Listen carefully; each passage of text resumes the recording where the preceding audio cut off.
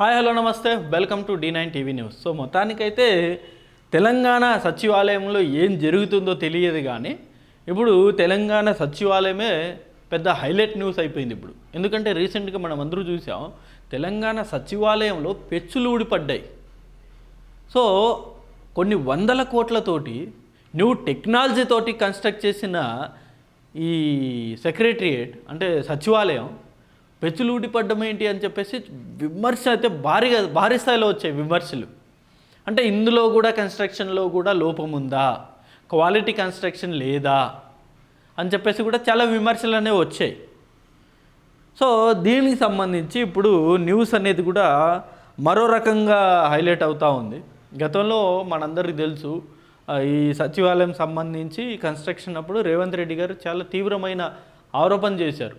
గుప్త నిధుల కోసమే అక్కడ మొత్తం పాత సచివాలయాన్ని ధ్వంసం చేసి అక్కడ తవ్వేసి కొత్త సచివాలయం కడుతున్నారు అని చెప్పేసి గతంలో రేవంత్ రెడ్డి గారు విమర్శలు అనేది చేశారు, మనందరికీ తెలుసు.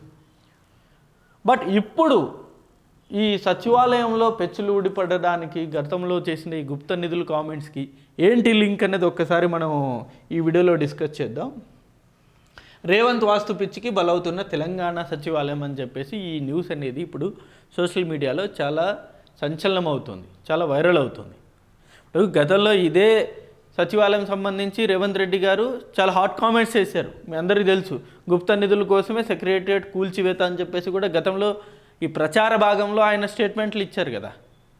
సో మరి ఆ ప్రచార భాగంలో ఆయన ఇచ్చిన స్టేట్మెంటు ఇప్పుడు అదే రేవంత్ రెడ్డి గారు వాస్తు పిచ్చికి సచివాలయం బలి అవుతుంది అని చెప్పేసి కూడా ఇప్పుడు ఈ న్యూస్ అనేది చాలా సర్క్యులేట్ అవుతుంది.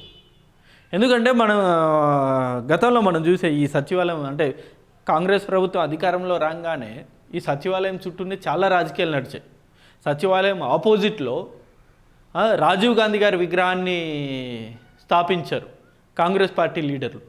దానికి సంబంధించి ఈవెన్ ఇటు బీఆర్ఎస్ నాయకులు కూడా తీవ్రస్థాయిలో విమర్శలు అనేది చేశారు. మేము అధికారంలోకి వస్తే డెఫినెట్గా ఆ విగ్రహాన్ని అక్కడి నుండి తొలగిస్తామని చెప్పేసి కూడా ఓపెన్ స్టేట్మెంట్లు ఇచ్చారు. అంతేకాకుండా ఈ వాస్తు ప్రకారం గతంలో కేసీఆర్ గారు ఏదైతే ఈ కన్స్ట్రక్షన్ చేశారో ఈ సచివాలయం ఆపోజిట్లో ఉండాల్సిన గేట్ని కూడా తొలగించేశారు. ఈ గేట్ ఆపోజిట్లో ఉండాల్సిన గేట్ని కంప్లీట్గా తొలగించేశారు. ఇక్కడ తొలగించేసి ఇది కంప్లీట్గా గోడ కట్టేశారు. ఇక్కడ గోడ కట్టేసి ఈ స్థానంలో దీనికి ఆపోజిట్గానే తెలంగాణ తల్లి విగ్రహాన్ని ఆవిష్కరించారు. అంటే ఇప్పుడు ముఖ్యమంత్రి గారు ఎంటర్ అవ్వాలి అనుకుంటే ఈ సచివాలయంలోకి ఈ సౌత్ గేట్ కానీ ఈ నార్త్ గేట్, ఈ సౌత్ గేట్ కానీ ఈ నార్త్ గేట్ కానీ ఈ రెండు మాత్రమే యూజ్ చేసుకోవాలి. ఇక్కడైతే విజిటర్స్ ఎంట్రింగ్ ఉంటుంది. సో ఆబ్వియస్లీ సీఎం గారు అయితే ఇక్కడ నుండే ఎంటర్ అవ్వాలి. ఇది కంప్లీట్గా క్లోజ్ కాబట్టి. సో ఇన్ని మార్పులనే చేశారు ప్రస్తుతం ఈ తెలంగాణ సచివాలయంలో. సో ఇన్ని మార్పులు చేసినా సరే స్టిల్ ఇంకా ఏదో లోపంలానే ఈ తెలంగాణ సచివాలయంలో ఏదో ఒకటి జరుగుతూనే ఉంది అని చెప్పేసి కూడా చాలా అంటే చాలా కామెంట్స్ వస్తున్నాయి. గతంలో సెక్రటరియట్ కింద గుప్త నిధులు ఉన్నాయని ఆరోపించిన రేవంత్ గారు తాజాగా సెక్రటరియట్ కింద డ్రిల్లింగ్ పనులతో పాటు తవ్వకాలు జరిగినట్టు అనుమానం వ్యక్తం చేస్తున్న సచివాలయ సిబ్బంది. అంతే కదండి, ఇప్పుడు జనరల్గా కొన్ని వందల కోట్లతోటి కొన్ని న్యూ టెక్నాలజీ ఉపయోగించి కట్టిన సచివాలయంలో పెచ్చులు ఊడిపడుతున్నాయంటే డెఫినెట్గా ఏదో చేస్తేనే కదా అది ఊడిపడుతుంది. అదంతకదా అయితే ఊడిపడదు కదా. డ్రిల్లింగో లేకపోతే మరొక పనో చేస్తేనే ఆ పెచ్చులనే ఊడుతాయి. డెఫినెట్గా ఆ నాణ్యతతోనే కడతారు, ఎవరన్నా క్వాలిటీతోనే ఎవరన్నా కడతారు. అన్ని వందల కోట్లు వాళ్ళు తీసుకొని కడుతున్నారు అంటే. సో అలాంటి సచివాలయంలో ఈ డ్రిల్లింగ్ అనేది లేకుంటే డెఫినెట్గా పెచ్చులు అనేది ఊడదు. డ్రిల్లింగ్ ఉంది కాబట్టి ఆ పెచ్చులు అనేవి ఊడాయి అని చెప్పేసి కూడా ఇప్పుడు సచివాలయ సిబ్బంది డౌట్ పడుతున్నారు. ఒక్కొక్కసారి ఒక్కొక్క అంతస్తులో సీఎం కార్యాలయం కావాలని పలుమార్లు సెక్రటరియట్లో మార్పులు చేసిన రేవంత్. ఇది కూడా చాలా వైరల్ అయింది గతంలో మనందరికీ తెలుసు. ఇప్పుడు రేవంత్ రెడ్డి గారు ముఖ్యమంత్రి అయిన తర్వాత ఎలాగైతే ఈ గేట్లు అనేది మార్చారో అలాగే ఆయన సీఎం ఛాంబర్ని కూడా చాలాసార్లు మార్పులు చేశారు ఆయన. ఒకసారి 5th ఫ్లోర్ అని చెప్పేసి, ఒకసారి 6th అని చెప్పేసి, ఒకసారి 7th అని చెప్పేసి, రకరకాల మార్పులు అనేవి కూడా ఆయన చేశారు. సో దాన్ని ఇప్పుడు అందరూ ప్రస్తావిస్తున్నారు.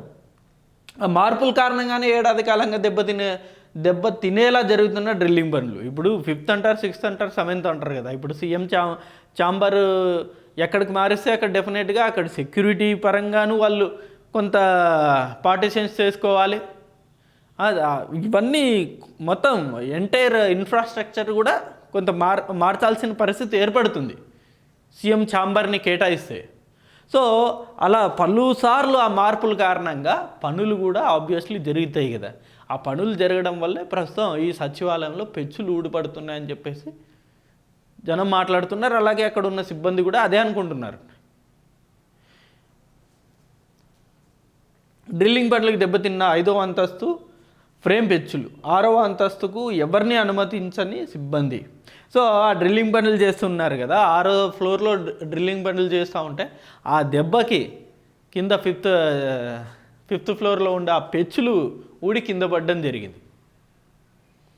సో కేవలం ఒక సీఎం మార్పు, ఆయన ఛాంబర్ మార్పు వల్లే ఇదంతా జరుగుతుంది అని చెప్పేసి కూడా చాలామంది మాట్లాడుతున్న మాట. రెగ్యులర్ డిపార్ట్మెంట్ పనుల్లో భాగంగా కేబుల్ లైటింగ్ కోసం మరమ్మతులు జరుగుతున్నాయని కవర్ చేస్తున్న సిబ్బంది. వాస్తు మార్పులో భాగంగానే తూర్పున ఉన్న ద్వారాన్ని పశ్చిమం, ఆ తర్వాత ఈశాన్యానికి మార్చిన రేవంత్. జూబ్లీహిల్స్ ప్యాలెస్ వదిలి సెక్రటరియట్కి రాని రేవంత్కు వాస్తు మార్పులు అవసరమా అంటూ బహిరంగంగానే చర్చించుకుంటున్న ఉద్యోగస్తులు ఏం చర్చించుకోరు. జనరల్గా ఎలాగైతే గతంలో కేసీఆర్ గారి మీద విమర్శలు చేశారు, ఫామ్ హౌస్ కేసీఆర్ అని చెప్పేసి, ఇప్పుడు అదే మాట ఇప్పుడు రేవంత్ రెడ్డి గారి మీద కూడా ప్రతిపక్షాలు అదే విమర్శలు చేస్తూ ఉంది. ఇది మీరు జూబ్లీహిల్స్ ప్యాలెస్ వదిలి మీరు రాని మీకు సచివాలయంలో మార్పులు అవసరమా అని చెప్పేసి. గతంలో ఎలాగైతే కేసీఆర్ గారి మీద ఫామ్ హౌస్ కేసీఆర్ అని చెప్పేసి గతంలో ముద్రపడిందో, ఇప్పుడు ప్యాలెస్ రేవంత్ రెడ్డి అని కూడా చాలామంది మాట్లాడుతున్నారు. ఇప్పుడు హరీష్ రావు గారు కూడా అదే మాట అన్నారు, మొన్న కేటీఆర్ గారు కూడా అదే మాట అన్నారు, ప్యాలెస్ రేవంత్ రెడ్డి అని చెప్పేసి. సో మొత్తానికైతే అసలు ఈ రాజకీయ పరిణామాలు తెలంగాణలో రోజుకొక న్యూస్ అనేది బాగా ట్రెండ్ అవుతూ ఉంటుంది. అండ్ అసలు సంబంధం లేని అనేక విషయాలు కూడా ట్రెండ్ అవుతూ ఉంటాయి, ఇది న్యూస్లోకి వస్తూ ఉంటుంది. అసలు సచివాలయం అక్కడ పెచ్చులు ఊడిపడ్డం అనేది కూడా చాలా సంచలనమే కదా, అది నాట్ ఏ స్మాల్ థింగ్ అది. సో ఇప్పుడు ప్రస్తుతానికైతే రేవంత్ రెడ్డి గారు చాలా మార్పులు అయితే చేస్తూ ఉన్నారు సచివాలయంలో. మరి చూద్దాం, మార్పులు చేసిన తర్వాత అక్కడి నుండి ఆయన పరిపాలన చేస్తారా, లేకపోతే ప్రస్తుతం ఏదైతే బీఆర్ఎస్ వాళ్ళు విమర్శలు చేస్తున్నారో జూబ్లీహిల్స్ ప్యాలెస్ ముఖ్యమంత్రి అని చెప్పేసి, అలా ప్యాలెస్ నుండే పరిపాలన చేస్తారనేది మనకు భవిష్యత్తులో తెలుస్తుంది. సో ఇది వీడియో. అండ్ ఈ అంశం మీద మీ అభిప్రాయాన్ని కూడా కింద కామెంట్ రూపంలో తెలియజేయండి. Thank you for watching this video. Thank you.